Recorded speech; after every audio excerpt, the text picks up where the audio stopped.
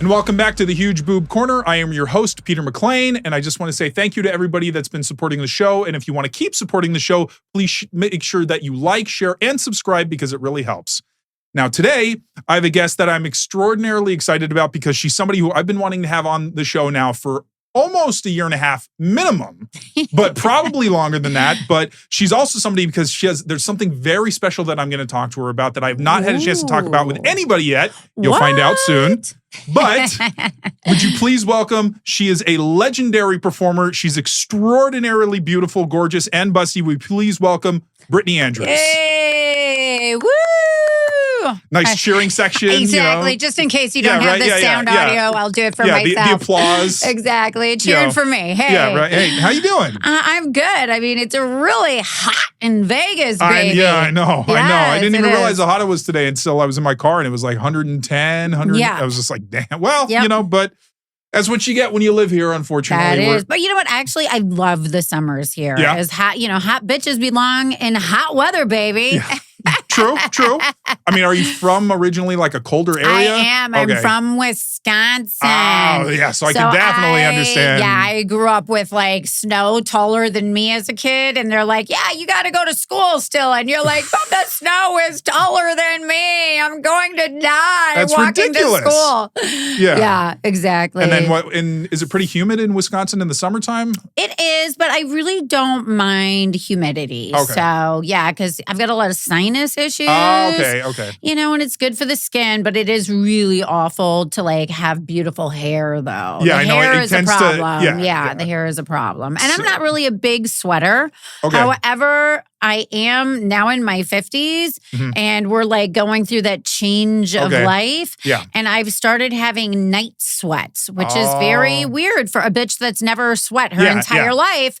And I am a sweaty bitch in the middle of the night. I've got the fan on and and I've got this new Sphinx cat that's like a huge nut sack. It's like the hairless cat. And so because it is hairless, it wants like your body heat.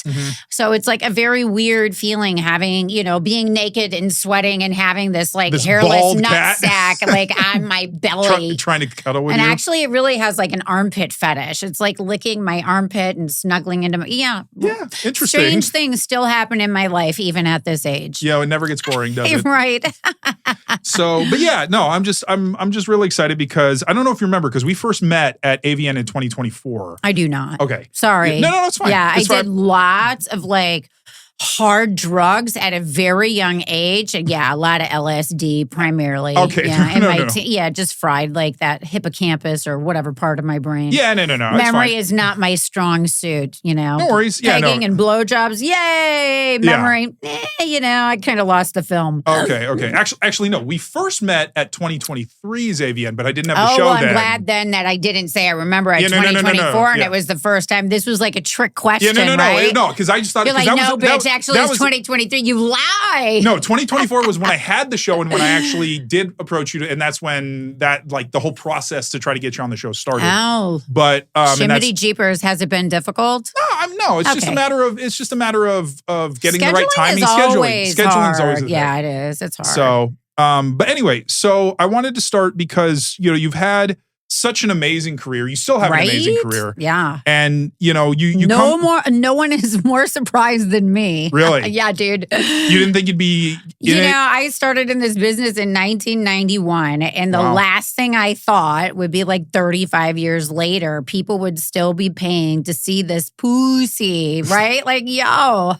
I'm totally mind blown. Well, you know what it is? Because I have a theory. I have a feeling that huge boob fans particularly are a lot more loyal and long-term than other fans. Yes, and I'm also very well known for my fetish. Yeah. My fetishes that I do.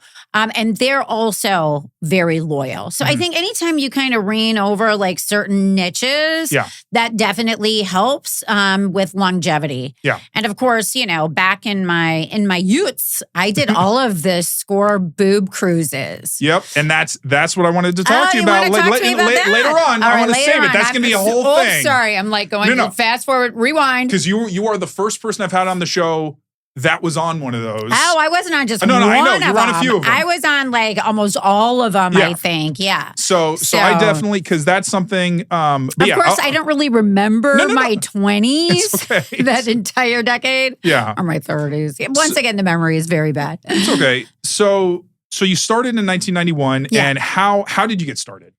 I started off as a stripper in Milwaukee, Wisconsin, in this ghetto-ass MF club. I don't know, how much can I swear on here? I mean, you can swear. I can it's just, fine. be the dirty mouth bitch that I truly am. You yes. All right. So, so I started off at this club that still is there in Milwaukee. Wow. And and I have this thing that I have to go back like every decade and kind of just say thank you. But every time I go back, everyone's like, don't get shot. Like, it is the fucking ghetto. I mean, it is scary when you go there, right? Yeah. And it's funny because, when you go to it outside, it's pretty rough. And the outside of it really looks like, it looks like you're like in the middle of, what's the area downtown LA? Like Skid Row. Yeah. And you open up this door, and it's funny because over the years they've actually remodeled it. Okay. And I've gone in and taken pictures, and I tell people like, whoever is there that night getting high getting drunk, and like who I am, and I came from here, and take some pictures, and but when I first started dancing there, it had a basement pole with duct tape on it. I mean, that's how ghetto. I mean, like definitely like drive-by shootings happening on a regular basis. Jeez. So that's my very humble beginnings in Milwaukee, Wisconsin. How long were you at that club before you were able to? Because how long did it go from when you were dancing to when you actually started? Because did you start doing print work first? Yeah, so I went from working at the club. I was there for probably about a year. Okay. And the funny thing was that like the only place that had a feature dancing school was in Wisconsin, northern Wisconsin. Okay. And so these bitches would come to this ghetto club on the weekends because they could actually make more money in Milwaukee. And so then I was introduced, even though we didn't have features, these feature girls would come down there to like house. That's what it was called back then, house girl. Yeah. And so then one girl was like, yeah, you need to go on the road with me. And I had this boyfriend, and he was like, oh no, she hangs out with like rock stars. You're not going anywhere with her girlfriend. So I got the information for the agency, and I think I was actually under the age of 18 when I took my first nudie pictures and sent it into the agency. Oh, wow. Okay. Right? Because I was using a fake ID so you Tracy Lords did. Oh, I totally Tracy Lords the beginning, my first year in the business. Okay, wow. I had a fake ID. And so, but then, I remember I sent the pictures in, and I had to wait until I turned 18. Yeah, and I'm then sure. I went to the feature dancing school, and then I was off. Then I left my apartment in Milwaukee, and I started traveling all over the world. Then I started doing magazines, and I was shot with Warren Tang in New York, and he got me and it was my first real official photographer. I'd done a few small things. And actually, at that point, the agency that I was with was trying to really pigeonhole me into the super big boob thing. Okay. Because that was really popular in the 90s. Yeah. And I remember I was going to get some I was going in to have my surgery, my first breast assist done. Okay. And I had picked out bigger implants, and then the night before I called up and I said, "Hey, me and my mom are having a fight." She's saying I got this size, and I'm saying I got that size, which I damn well knew that I got in the bigger one, but I'd gotten scared and wanted to have the smaller ones. Yeah. And so I think I was originally supposed to go with 1,000, and then I went with 800 instead. And but so they were trying to really pigeonhole me into doing just the big boob thing. And but I had bigger stars in my eyes, and I didn't want to be pigeonholed into fucking anywhere in my career ever. And I'm very glad that I was smart enough at that age to know that that was not going to sustain me for a illustrious career that I have now. And so, but yeah, I still got to do all the boob, I did all the big boob magazines and everything. But yeah, so I worked with that photographer, Warren Ting. He got me 7 magazine covers in 1 week. Wow. And then Cherry and High Society magazine asked me to go to Jamaica for their spring break edition, which I then, my roommate was Jenna Jameson for that trip. Wow. And I had been asking people like how to get into porn. I'd been on the Robin Bird show twice and I'd asked people. And Jenna was like, bitch, move to LA with me. And so I was supposed to move to Hollywood, Florida with my mother. And I was in Jamaica and I called her up and I was like, Mom, we're moving to Hollywood. And she's like, yeah, bitch, I know. And I'm like, no, we're moving to Hollywood, California. So I changed all my plans and yeah. So was this also like before Jenna had blown up and so you both started out around the same time? She had already started blowing up. She wasn't as big as she became. But she was definitely. She was on the rise at that point. She was. I mean, she already had that, she had that special thing. That it quality. Yeah, she really did, yeah. That it doesn't even exist, I think, in Hollywood anymore because they don't have the same kind of stars that they used to, where you used to have, like, people would go see a movie just because so-and-so was in the movie. Scarlett Johansson, she's definitely got the it. I mean, there's still, what's the problem is franchises drown them out, though. Margot Robbie. Well, I mean, I'm not saying they're not talented and that they're not beautiful. It's just there was a point, though, for instance, where like a Julia Roberts movie would make $100 million just because she was in it. Well, and the thing about it is I'll say something, and Yeah. Jenna actually within the business, so they Wicked put millions of dollars into Jenna's name. And then at the height of her career, what did she do? She jumped and went to Vivid, which was their competitor, and never again did a studio ever put that kind of money into a girl's name. Everybody became Vivid girls, Wicked girls, because she was the one that more or less taught all the studios, don't be dumb. Yeah. Because the bitch gonna leave you, go to your competitor and suck their dick and take all the money that you put into them and give it to your competitor. Yeah. And that really did change everything, at least in the adult entertainment industry. When she made that move, that's pretty much when no other individual in the business ever had the opportunity again to become a star. Well, and it was funny. It was weird. Is like Vivid's like a non-entity now in the industry. I mean, I think the name still exists, and I don't know if the brand still does anything. But like when I talked to Christy Canyon on the show, and she was telling me how she worked with them when she had a serious. Yes, and I was in their office because I also directed After Porn Ends, and the one that I directed, we had Christy Canyon in it, and we went to the offices, and it was but a relic of what it used to be. But I don't think that they do. I think they were completely bought out by now, like most of the former companies. Yeah, their building still exists in LA, but they're not there. They just have it's just now the Vivid building. It doesn't even house anything. Yeah, it doesn't have anything in it, which is framework. And one thing that's really fascinating about your career is that you are one of the few that is still active that has seen the career, the industry change. Actually, I've spoken to the, the what do you call it, managing editor or whatever of AVN, the big guy at the top. Yeah. And I said to him, I think I'm the longest running active porn star in the business right now. And I've said it to a couple of different people. And we can't think of anybody else. Well, I was going to say, have you had any, hiatuses, any retirements? Oh, yeah. Okay. But still, if you look at from when I started to now, is there anybody else that's around that is shooting from back then for the major companies? That's the thing, because you still have performers out there like Christy, they do OnlyFans. They do that that stuff, which still, they still do. But but actively shooting on a regular basis with all the top league major studios still. At that point, I can't think I couldn't think of somebody, and I don't want to. Yes. So it's funny because it was so funny because I had that like Satori, that aha moment, like at a convention, and I realized that like Nina Hartley wasn't there, and I was like, did she retire? God.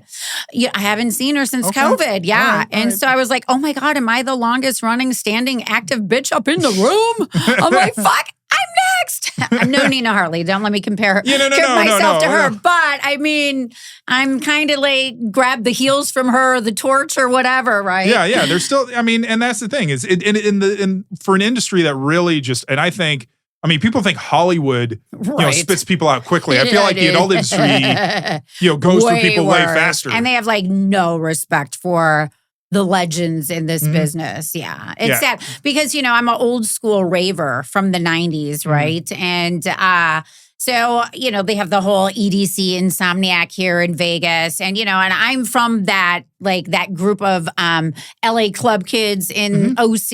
And so I'm part of what's called the OG rave crew. Yeah. And Pasquale takes care of us really well. Like we get free tickets to EDC. He gives us free rooms and DJs, and we get a whole area, outside in the camping, the OG camping, all this stuff that he does for the older individuals. And I'm all I had to do was just get fucked up and do drugs and dance. Porn, I gave my blood, sweat, and tears to my entire life. And I get no respect. Yeah. I got to learn the Ronnie Dangerfield, Rodney Dangerfield. I don't get no respect at all. I get no respect. But no, what's nice now is that it just seems like now performers it seems like they have more power than they've ever had in the industry, where if you didn't want to shoot with companies, you could still probably be just, pretty successful just running your own fan or having your own fan sites and having that. And you wouldn't even, it's almost like you're doing them a favor to shoot with them as opposed to them giving you exposure, because you've been around longer than all of the, Razzers, Bang Bro, all of those are just maybe 15, 20 years old at this point. Yeah. So for me, the big difference is, I started producing and directing. I owned a 5,000 square foot studio downtown LA for almost 15 years. That was one of the top studios for shooting porn.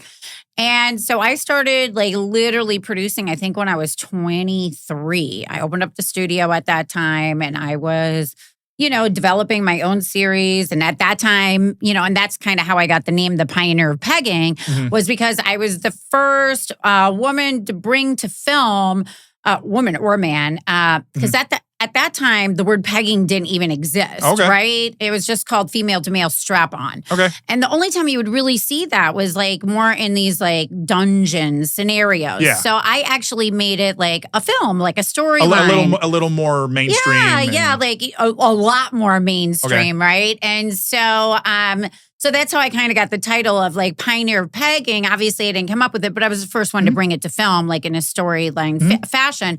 And so, so I started producing and directing, and I was really there was one, Candidata Royale was the only other one that I knew at that time that was producing and directing. There was a lot of other female directors like Jane Hamilton that was shooting for VCA at that time. But to be producing, directing, and then I was doing, with the pegging series, I had to start doing my own distribution. Yeah. And I don't want to offend anybody. We're going to go to the Wayback Time Machine. But this is, 90s. Yeah. And all the distribution was done by these East Coast mafia motherfuckers. And they were like, what are we supposed to do with this?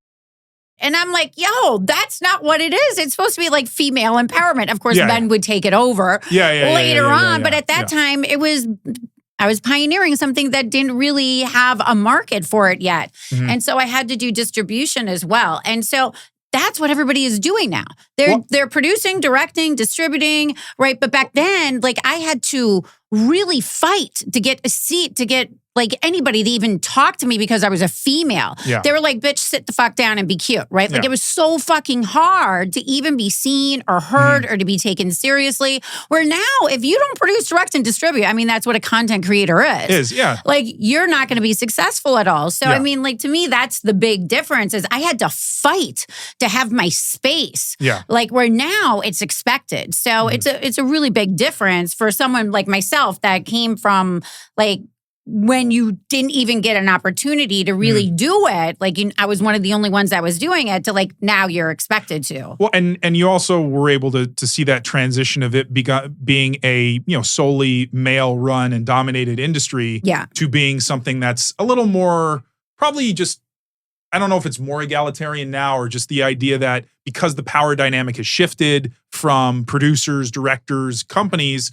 to performers, that now it's you don't have to rely on them. You don't have to rely on people to give you work. You can do your own work if you want to. Well, I've always done that. Well, yeah, that's why I started producing. But everybody else can do it too. Yeah. I mean, there's always an exception. But going back to like what you were saying, it is very interesting to see exactly the power being taken back or being taken for the first time by the performers. Yeah. And to see that kind of dynamic like play out with the studios. Mm-hmm. They're not shooting in the way that they used to. Their production has been cut down drastically, which as a performer that's been around for a long time, also being that I am trying to actively work for all the different studios at this time, it's interesting because, now not only is there less studio work, but before I only had to compete with, other individuals within the porn community. World. Yeah, now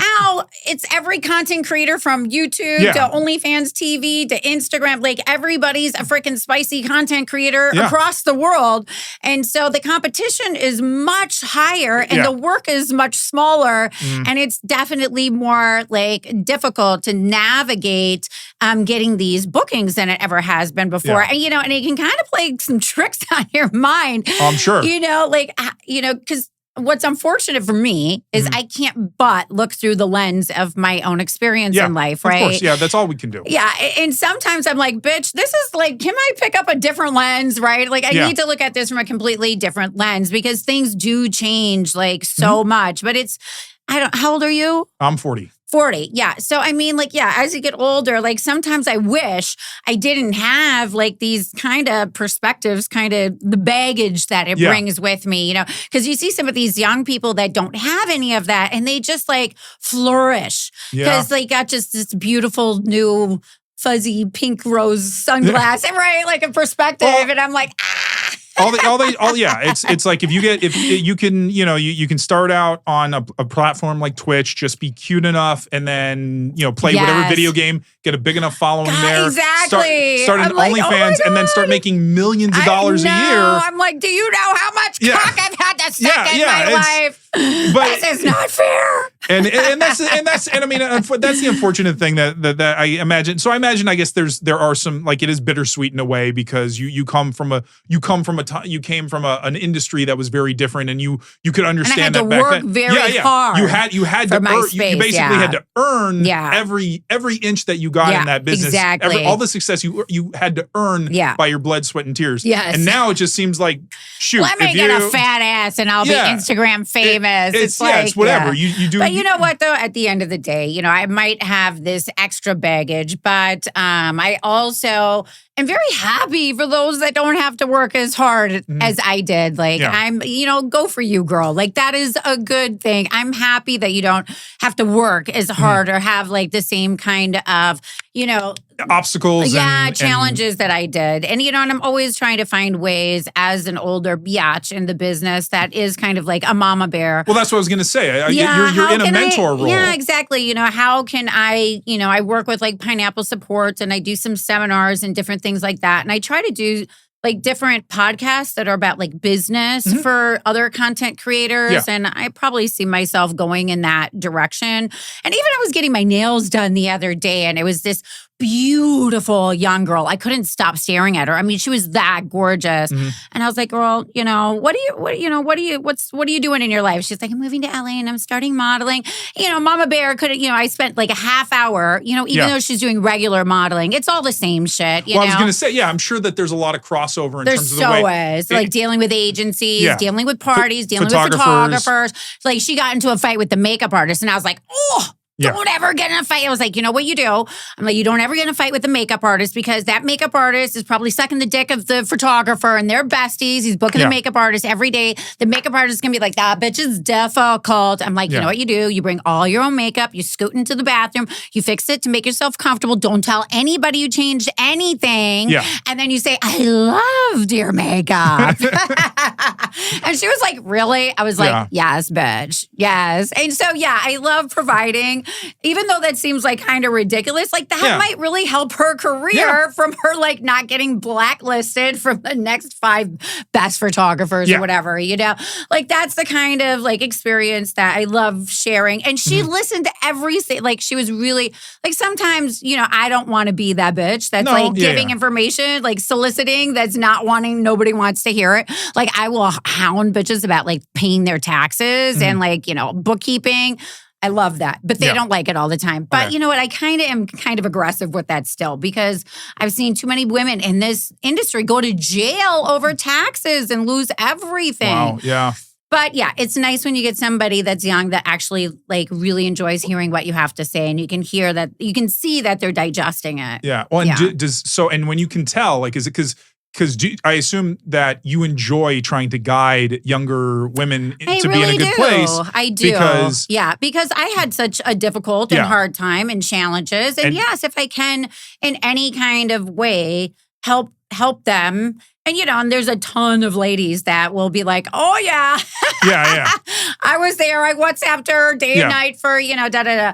Yeah, you know, and there was another gal that was Middle Eastern. And I was on one of her first shoots and she came up to me recently and she was like, you know, it meant so much to me because I was really worried about her because anytime you're in this business and you're from the Middle East, like your own people are going to come after you in a very brutal way. Yeah, the Mia Khalifa. That's probably the biggest example I can still think of. And there's been others as well. I'm sure there are. Yeah. And I was just worried about her mental health, like going through that. And I said, hey, you know, here's my number. If it ever gets too difficult, you need any advice, you need somebody to talk to. Like I just, you know, because I guess too, after being in this business so long, I've also seen a lot of talent pass away. From drugs, alcohol, suicide, mental health issues, all these different things, you know.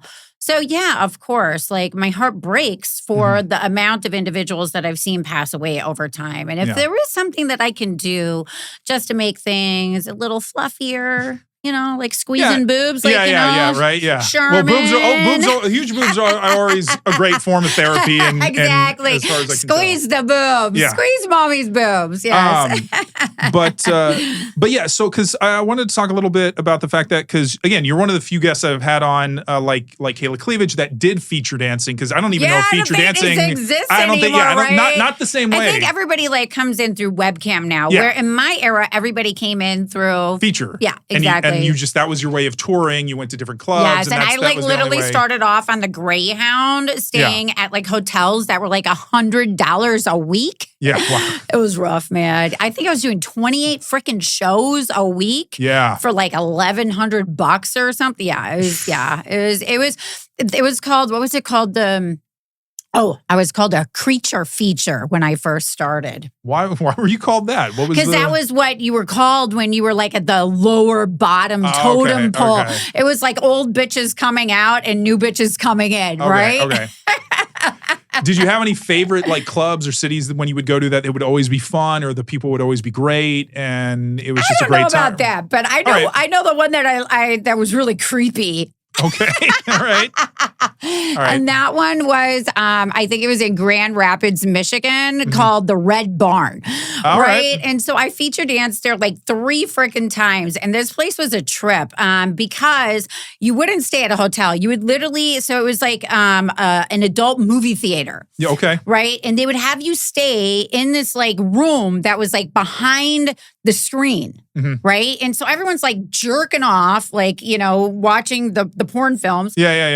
And then you'd have a fucking show at noon. Right? And you'd come on with your like cowboy. Yeah. You know, like it was blue velvet, you know, whatever. With your cowboy. And all these guys are like in the middle of jerking off and you're like doing your show. It's almost like you're being distracting to them. You're like, dude, can you stop for a minute? Hardcore, dude, right? You're just like, all right, I can't focus on both. Yeah, and then you have to like get off the stage and go get your dollar bills, like stepping in the condoms and the, Okay, all right. You know, the good old days, you know, the stuff that gives you character, a little hair on your chest.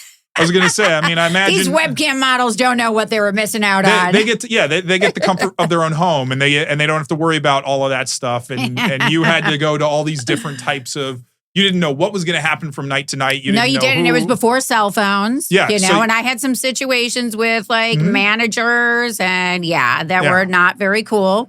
Way before the Me Too movement. Yeah. Or just any sort of protections on female talent and stuff like that. And just knowing that. But again, I imagine it's got to be some sort of comfort and solace to know that you've been in the industry long enough to see a lot more protections, whether that's, I love it. Whether that was like, even though sometimes I get a little like ditty because I'm from the 90s. Okay. And I have to like reel myself back in, like sometimes I go to squeeze boobs without like forgetting to ask consent. Like, you gotta, like, oh my God, I just pulled the wrong Jeremy. Let me I'm from the 90s. I'm sorry. Like sometimes it's just like a reaction, but I apologize. Let me start all over again. Can I please touch your boobs? Yeah. It's sometimes hard. Because like you're, like, I grew up a certain way for a really, really long time. And now there's all these different things. And I tried my best. I really do, because I think all these things are for the better. And I 110% support it. Yeah. But sometimes I can be a little like creepy perverty still. I mean, I'm sure if it was like a friend of yours who knew you, that's one thing. But to go to somebody sometimes I just get like oh my God. Overexcited. Yes. Well, boobs do that. Yeah, especially like some big natural boobies. You're going to like Angela White or something and just be like, hey. I wouldn't do it to her. But I'm just saying. But that's who I thought of when you said that. And although I've heard she's super, super nice when she meets people. Exactly. But I've gotten better at remembering to get consent. That's good. Yeah. That's good. Yeah, exactly. So I wanted to go into score specifically because that's obviously where I probably, I discovered you. Okay. And and it sounds like you were able to kind of balance going back and forth between doing huge boob stuff and more mainstream. You would be either you'd be in the super big boob movie, or you would be in a regular movie and be the one with the super big boobs in that movie. Yeah. So, it was definitely, I remember at that point in time in my career, I was very young, and 'cause that's the when John Fox was still like the head of score, I think. Yes. So, and it was John Graham, I think, was their main photographer. Yeah. Yeah. So I was going to the UK as well to shoot.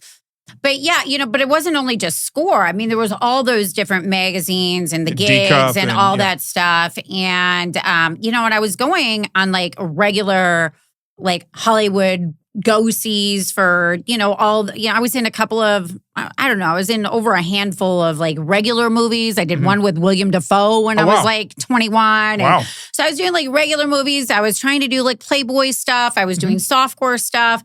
And, it was very hard on your self-esteem because I was never like the right fit for anything. You're too short, you're too American, you're not exotic enough, your boobs are too big, your boobs are too small. I was definitely like going through that at that time, like trying to like figure out, I didn't know what the hell I was doing. I was trying to do it all. Yeah. But I was very particular about how many jobs I would take that were big boob jobs. Because once again, I was very acutely aware that I did not want to fall into that pigeonhole. So I'd said no to a lot of like big boob stuff. Okay. And I'm happy I did, because then it allowed me to, I did to branch do Playboy off and do other things. and work with Vivid and all these other companies and stuff. If I would have done that, I would have completely... You would have just been like a score girl and that was it. Yeah. But did you have an enjoyable experience whenever you did work with score? Oh yeah, I'm still friends with. And you still shoot with them now, I think. I just was speaking to them yesterday. They want me to shoot for their over 50s thing. I did their over 40s thing, and it was funny because the last time I shot with them, we actually had them go into the paperwork to see like the last time that I had shot with them before the last time I had shot with them, and it had been like 20 years almost to the date or something. Wow. Yeah.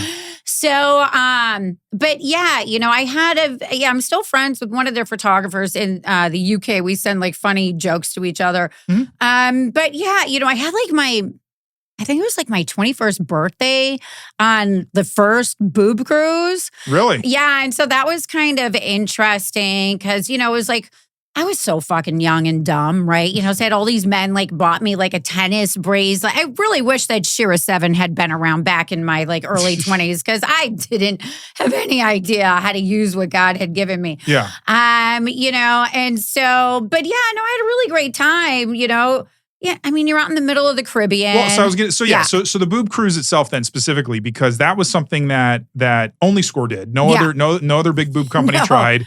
I don't think anyone's ever tried to do it in any other kind of way. Yeah. And I heard somebody was going to try to do it recently, and I was like, no, you missed the right era for something like that. You do that shit now, you are going to end up in like 5 lawsuits. Yeah. Well, I've had people ask me, they're like, I should try to like get that going. I'm like, I don't know if I could even start with trying to, I'd say no. Yeah, I'm just like shit happens. Like people are getting fucked up. You're in the middle of nowhere. You got a bunch of guys. You got crazy models. That's totally a lot. Like in this day and age, my advice would be, and that was also keep your money. That was also pre-social media era. So you nobody way before that was no like smartphone, before no computers, social, dude. Yeah. So it's like you went out there and it's like all you had was the what you were doing on the boat and on the islands or whatever. Yeah, exactly. So, I always brought drugs with me. Okay. Yeah, of course. Like I always had like gamma hydroxybutyrate and I brought like ecstasy and oh my God, I still have my backpack Sandy that, I always brought with me some pure MDMA. Wow. And I remember we were like at some place where the oceans met. Like you went out on this and it was like the Pacific and the, and it kind of came together and I was like frying balls and the name of the beach was Sandy and I just bought this cute little pink teddy bear backpack and I had my hair. I was a total rave chick girl back in that day. Yeah. And I still have got that teddy bear. And that teddy bear has aged just as well as I have, if Very not nice. better. Yes, Very nice. exactly. So yeah, I was definitely somebody that would stay up all night, like partying. I brought my own music. Okay. There's other girls that were working it and making money. Like I hadn't hit that part of my career. You were just more like yet. it was just a nice vacation for you. Yeah, to me, I was just having fun. Yeah. Obviously I was getting paid. I was there for Score. So it was also business. Like I was there professionally for the shoots and everything. Yeah, and the dancing. But I was fucking 21. I could stay up all night long and still fucking be there for the shoot at 7 and be ready to go the next day. Yeah.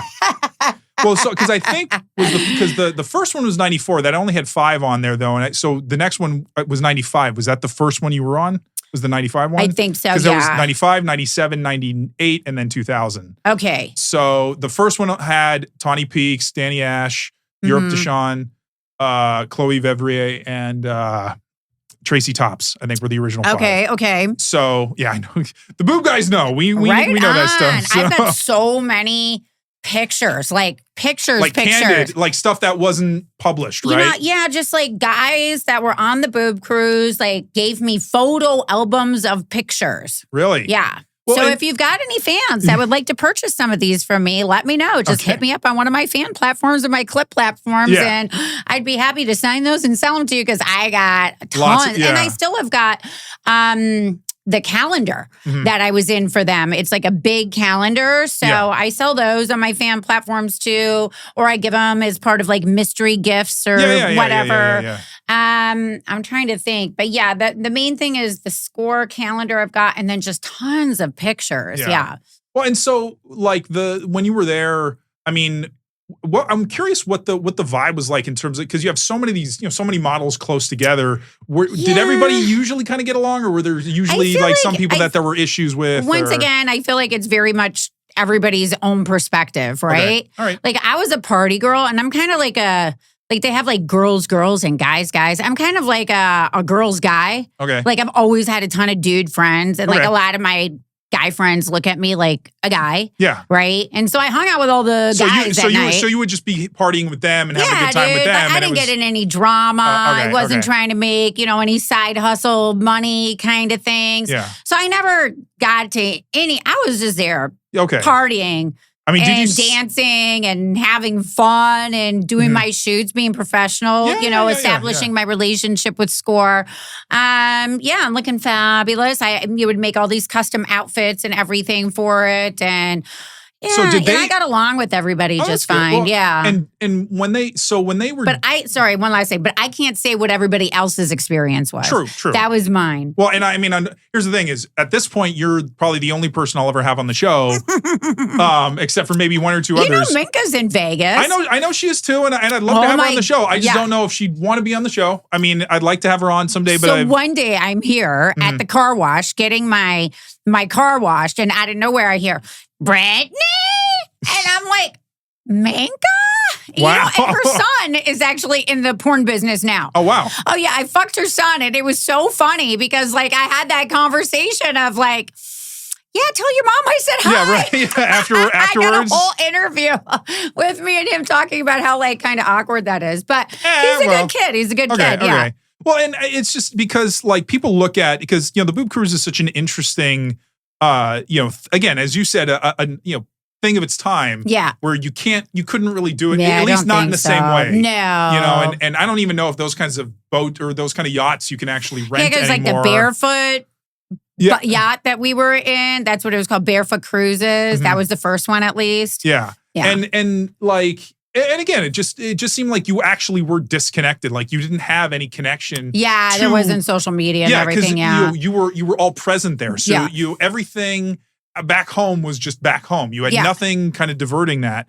But yeah, I think there's a lot of people that have this nostalgia for it and think that, oh, that would have been so amazing. And so, for instance, and it's funny too, because I actually still have fans of mine that come to all the different exoticas that were on the boob cruise. Yeah, exactly. And they're like, Brittany, you know, and we will forever have our boob cruise experience. Memories, yes, exactly. So when they would do it, would they would they reach out to the models individually, say, hey, would you like to come on the cruise? Or did they, okay, so would they have a bigger list? Would they ask all of them and see just whoever said yes they would bring? I would assume that most of us bitches would have said yes. Yeah, because it was all paid for. Yeah, it was all paid for. I mean, I actually probably spent more on my outfits than the amount of money that I got paid. Okay. But, it was good publicity and PR, and obviously it was a vacation. And obviously it was better publicity and PR than I could have even imagined back then, because we're still talking about it today. And I still have fans to this. Yeah, so I made the right business move back then. And again, because it was a unique thing. It was something that no other company in no other capacity did. Yeah. There's lifestyle cruises. There's stuff that's but this is different. This is different. This was a company. And just so you know, the way that it kind of worked for your viewers, listeners, you know. So the concept of it was that the guys were able to do photo shoots with us. Yeah. So the concept was that they had about, I don't know, maybe 50 to 100 guys that would go on the ship, and they would pay to be there. And the concept of that was they would get their time to do photo shoots with us. Mm-hmm. And as the models, we had to sit at the tables for, lunch and dinner and all that stuff. Yeah. And then we would do shoots with the photographers that were from Score Magazine. And then the guys would kind of watch in the background while we were doing the shoots. And actually, we would bring some of the guys into the shoot. Some of the, I remember seeing some of that. I've got a couple of them that are great, with all these guys holding me up that were sailors and everything. And there was the Boob Cruise After Dark video, which was basically nighttime. You got you all dancing. Well, I'm not getting. I haven't got there yet. Oh, you're ruining my story, buddy. Sorry. Calm down. I apologize. We rewind. Okay, yeah. So you would do the shoots with Score. Exactly. And then we would do the shoots with the guys, and then at night, being it was the era of feature dancing, then 2 models per night would do a feature dance show. Yeah. And then I don't know what everybody else would do. After that, I'd get my own music out. I'd bring out the GHB, juice a little MDMA, and I'd hang out with the guys and get shit-faced and dance all night long. That's what I did. I danced all night long. There had to have been a couple other models that were with you that were doing the same thing, right? Remember. You don't remember? Okay. No, okay. I remember me and the dudes. Okay. Yeah, we were partying, having a good time. I don't know what the other bitches were doing. Right. Now, I think some of them were doing some escort work on the side at that time. Yeah. So with the shoot with the fan shoots or the non-Score shoots, were those things that were basically could you get reserved privately for a shoot, or was it No. You just had to do, okay, we're going to do a shoot on the beach, and Yes. whoever wanted to go could go and do Yeah, you pictures. show up and it's like a whole Set row up. of guys with really big With cameras. the actual cameras, like actual Canons and Nikons. Oh, yeah, and they were big over. lenses. Yes, exactly. Yeah. They were really big Telephotos. lenses. Exactly. And at that point, you do the shoots, and sometimes one of them would catch your attention and say, oh, can I get a few pictures with you over here? And what's funny is one of them was a really great Japanese photographer. And it was like the strangest thing because I had this like Japanese slave girl from like early in my life. And then that photographer did some amazing shots of me. One that this other world-renowned artist ended up making. He took all the Warhol accounts, like the Campbell Soup, the Cohiba, like the only, And so he ended up taking one of that guy's pictures and making it into like the only, as far as I know, one of the only paintings that he did like on metal, and I've got it on my wall. But so the two of them met in Japan and started saying that they know me. They ended up getting married. And then when I was DJing in Tokyo, like, 25 years later from when I had her as my slave and him as a photographer at the Boob Cruise, they come to see me DJ and tell me like, oh, yeah. You brought people together. Yes, exactly. You're a matchmaker. Your boobs are a matchmaker. The way that the world spins around is fucking amazing sometimes. It can be really cool or really miserable.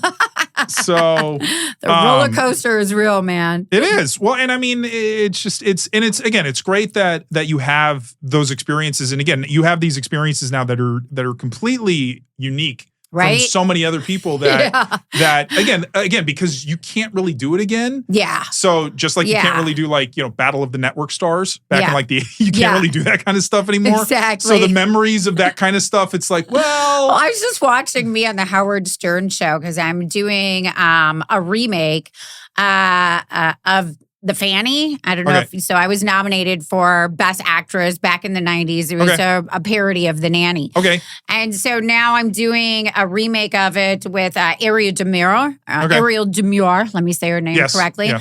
And we're putting a lot of money, time, effort into it. We've got like a drag queen comedian that's like sprucing up the script. And we've got an animator that's doing like the original Nanny. They had an animation in the beginning. So anyways, what is the point of this? Oh, I was watching the Howard Stern show today. Yeah, sorry. Early age dementia coming in along with that, all that LSD from my teens, right? And the first time I was on his show, more or less, he was like, I just want to see how dumb you are. Right? Like you couldn't, I just watched it before I came here today, right? And he was like, yeah, I want to see how stupid you are. Like, yeah, you can't say shit like that no more. Well, and that's also something because that was his thing. Yeah, like his whole thing in the 90s was trying to create this shock jock who just, he deliberately was being provocative in a way that even if he didn't actually feel that way off the mic, that he would just do it because he was either trying to get a rise out of you or trying to, and I mean, to an extent, there are some podcasts out there that I still think that are trying to ape that formula. Oh yeah, that one guy. What's it? Yeah, I can't think of his name. No, sorry. Yeah. But the thing is like with and that's something with the huge boob stuff is it's always been this thing where obviously when you have huge boobs, you have these stereotypes against you, and you have people that will think all this stuff about you. So anyway, big-titted and blonde. And it's its own stereotype that you have to like kind of navigate life through. Yeah. Which but just to wrap up with the boob cruise talk. Yeah.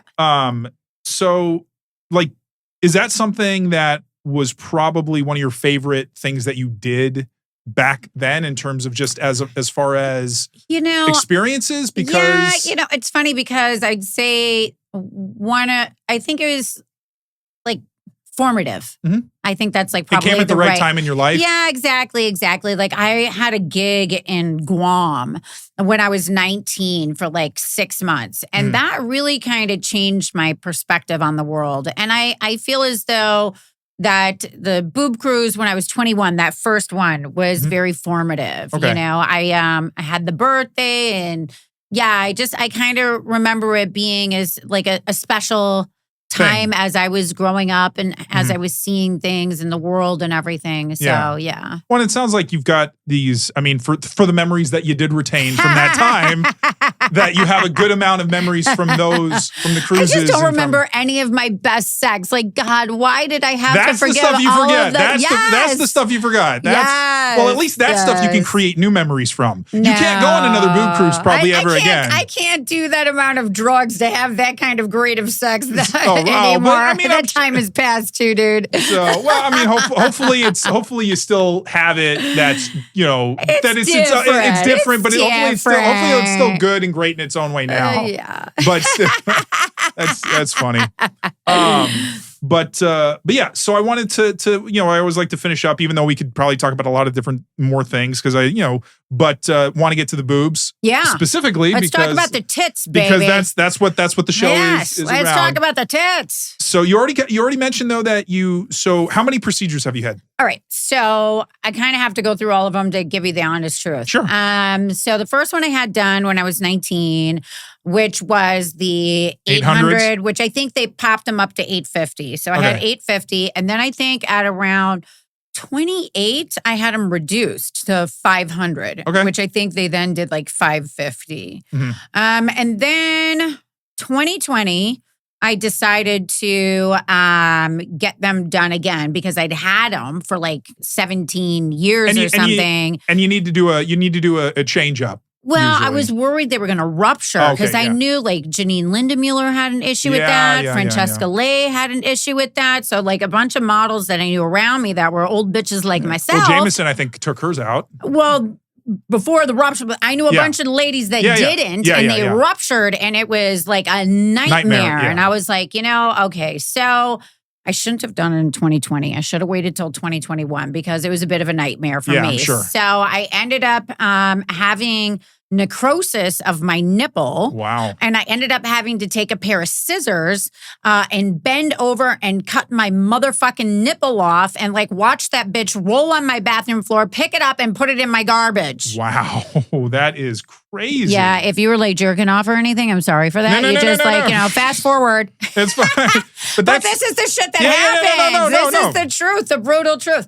So, and then I had capsular contracture on the other one. So then I had to go back in, have nipple reconstruction surgery. And then I had a new implant put in for the capsular contracture. So that was that. Then I got capsular contracture again. I said, I'm not fucking around with anything anymore. We're just leaving it the way that it is. Yeah. And it was so crazy because my first two boob surgeries, I had like nothing bad. Yeah, I was like bounced right up after. So I was supposed to have like another surgery after. And the last thing I thought was going to be the problem, I was going to have my butt done. I thought, that's going to be in my mind, but ended up being the tits. And I was like, what? This was supposed to be easy, right? Yeah, I've gone through this. And the butt was easy, actually. Okay. So, so still to this day, I'm still having it. So I had the nipple reconstruction surgery. So I've got two. Don't worry, guys. I got nipples again, right? The problem is my one nipple like won't take the ink from the tattoo. Oh, okay. So at one point, like I actually had like a smiley face on that was like natural from the color. Okay. I should have just kept the smiley face and gave up because I've like tattooed it like 30 freaking times. Yeah. And it just won't take the color. So I can imagine just seeing if I saw a smiley face on a nipple, I would just be like, I would just mirror it. I would just be like, hey. Yeah, exactly. That's what I'm saying. I should have kept it. Exactly. I should have kept it, man. So what are the size of them right now then?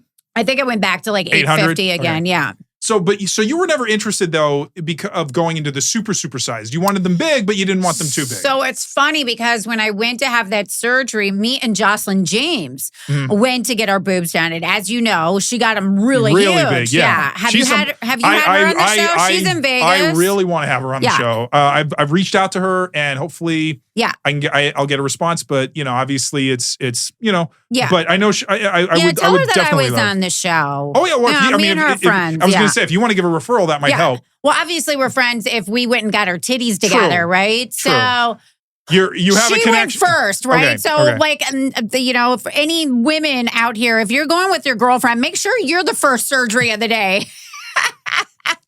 And what's crazy is she went to that doctor to pretty much fix the same thing that ended up happening to me at that doctor, right? So you never know. But inevitably, like, she was getting her titties done and she had another model that had got her breast assist done. And both of them had they were big tits. Yeah. And then the guy that I was with really loved big tits. And everybody was trying to peer pressure me into getting much bigger. Yeah. And I was like, I'm happy with this. Yeah. Well, it's proportion for my body, I feel. I mean, to me, like the way that I look at it, it's the porn star proportion, right? Like where it's pushing it to the edge of like, well, that's what I'm saying. You had that crossover. It's more than Playboy. Yes. It's a little more porn star, but it's not, Well, like, because I remember one of the earliest Playboys I ever saw had Anna Nicole Smith in it. Mm-hmm. And I remember she was unique because her boobs were comparatively so much bigger. And she was a little bit of a bigger woman. Yeah, like, she was tall. Yeah, she was tall. She was Amazon. She wasn't overweight or chubby. She was voluptuous. She had like that kind of Coke bottle. Curves. Yeah. And so she was a very different kind of model for them.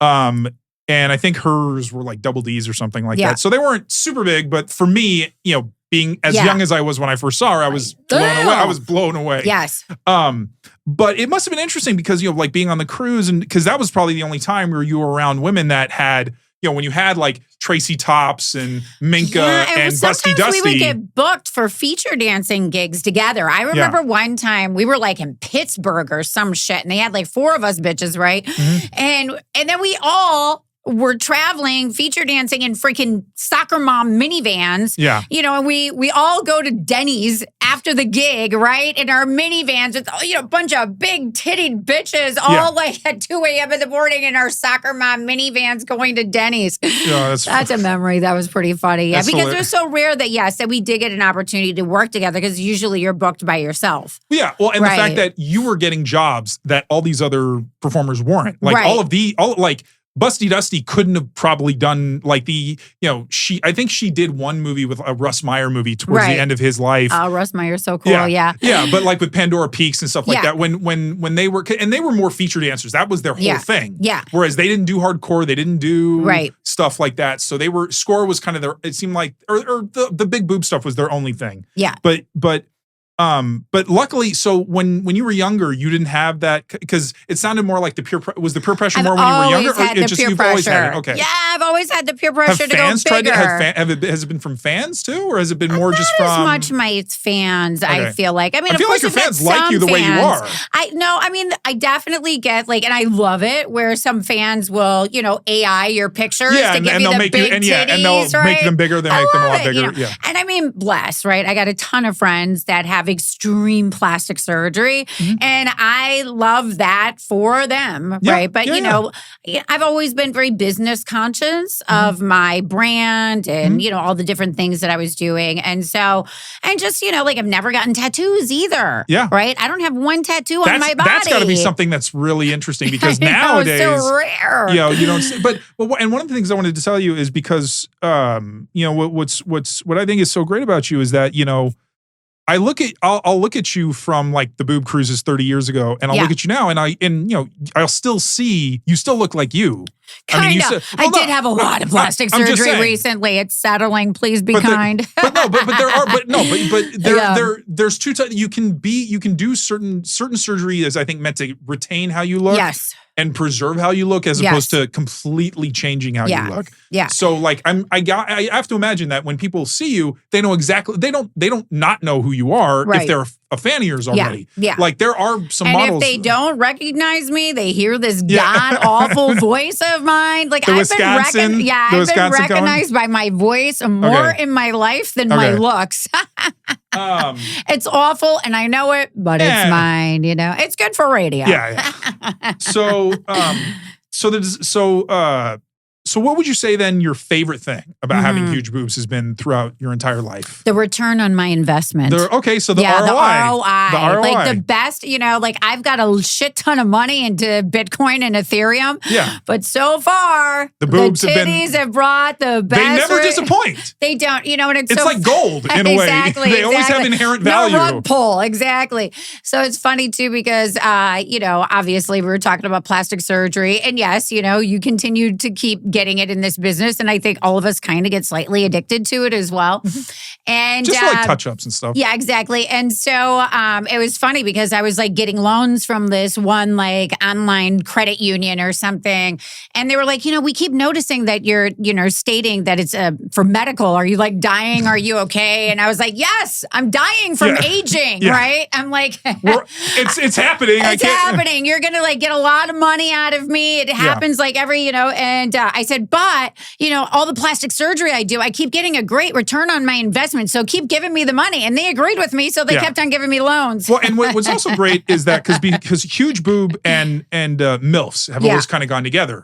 So this idea that, when you started, you were in the younger category. Yes. And you're one of the few that actually transitioned from a younger age performer to a MILF performer. Yes. And it seemed like, being the young woman with huge boobs going to the older women, I have to imagine that part of me feels like I don't know if you've gotten more fans now because of the MILF stuff, because MILF stuff is obviously extraordinarily popular. Yeah. But, did you notice, for instance, an increase when you started doing more MILF-related content as you were getting, It's just been different, right? And, and it's interesting too, because like going back to like the mentor, the mama bear, I always tell the young girls, don't get the tits until later. Like do all the barely legal kind of shit while you can. And then, you're going to get to be that age. And then you need to be really honest with yourself and you need to get some tits. Yeah. Right? Because eventually it's a business decision at that moment. It has nothing to do with product or ego or self-esteem. It's just like, it's a smart business move at that moment because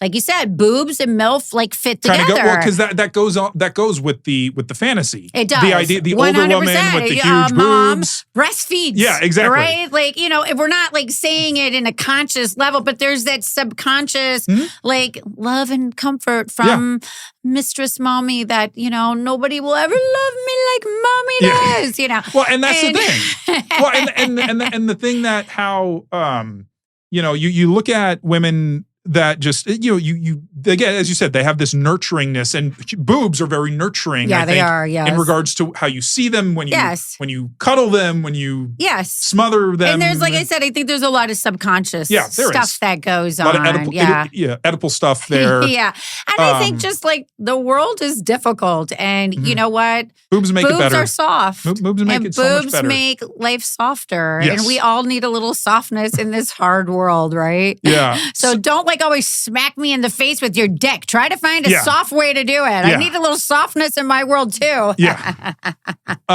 So then besides the return on investment though, is there anything personal, just like, how they feel, how they look, like something that you love about them? That Smothering.